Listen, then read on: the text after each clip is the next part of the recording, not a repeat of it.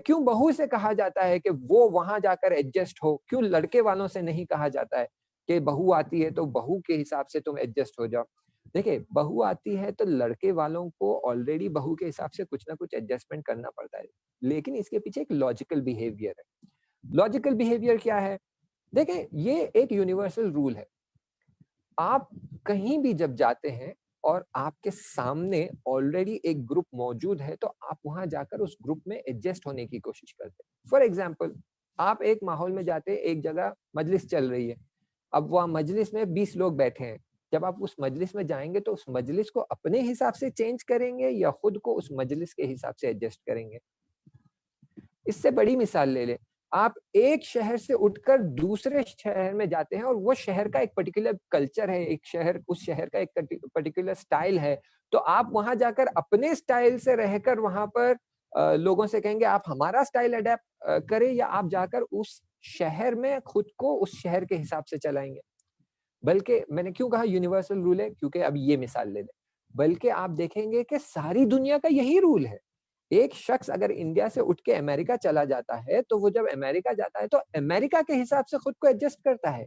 America के laws follow करता है, अमेरिका के पॉलिटिकल रूल्स फॉलो करता है, अमेरिका के इकोनॉमिक रूल्स फॉलो करता है, वहाँ के हिसाब से इनकम टैक्स पे करता है, वहाँ के हिसाब से जॉब करता है, वहाँ के हिसाब से टाइम पर काम पर जाता है और टाइम पर काम से निकलता है, वहाँ के हिसाब से जो है गवर्नमेंट के जो रूल्स है, ट्रैफिक के जो रूल्स है, मसलन इंडिया में राइट हैंड साइड ड्राइव है, अमेरिका में जाएँगे लेफ्ट हैंड साइड ड्राइव है। तो आप वहाँ जाके कहेंगे नहीं भई, मैं क्यों लेफ्ट हैंड साइड ड्राइव करूँ?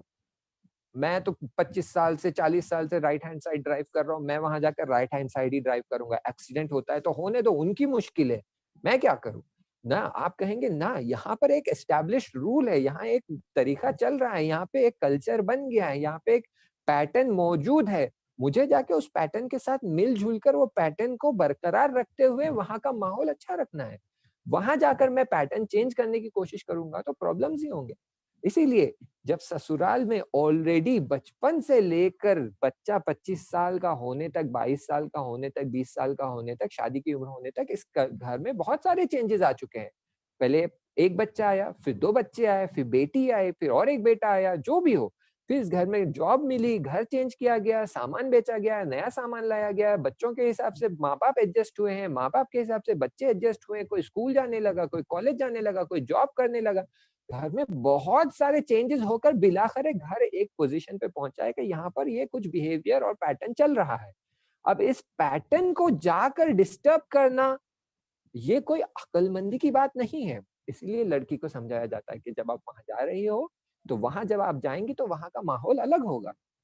हमारे घर के माहौल की तरह नहीं होगा, तो जब आप वहाँ जाएँगे तो आपको देखना है कि वहाँ का माहौल क्या है और उस हिसाब से खुद को एडजस्ट करना है, क्योंकि 25 साल लगे हैं वहाँ का माहौल बनने के लिए। मखसूसन अगर जॉइंट फैमिली है, देवर, ननंद सब एक जगह रह रहे हैं, 20-25 लोग की फैमिली है, यानी वहाँ का माहौल 25 साल, 30 साल, 50 साल दादा-नानी इनके ज़माने से बढ़ होते अभी आकर एक पर्टिकुलर स्टेज पे पहुँचा है। अब वहाँ जाकर हम चेंज करना चाहेंगे, तो ये बड़ी प्रॉब्लम हो सकती है।